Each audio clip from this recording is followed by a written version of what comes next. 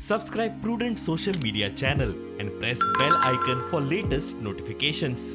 The government is also, Union government, irrespective of politics, which party, I am not mentioning that, they are doing more and more amount is spending for the purpose of the development of our medical science.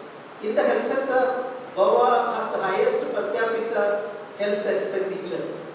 Latest records document shows that per capita health expenditure is more here. At the same time, per capita income of the people in India also maximum in Goa. The health indicators are very good in the state. Very low birth rate, death rate, infant mortality rate, maternal mortality rate, etc. etc. The health infrastructure is top. In the vaccination program against coronavirus, it is a matter of pride to state that Goa is close to achieving 100% full vaccination of its eligible population.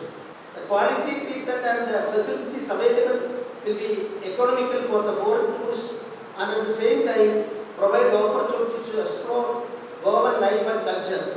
Associations such as Omfs need to deliberate on the subject and find out the way and means to promote medical tourism.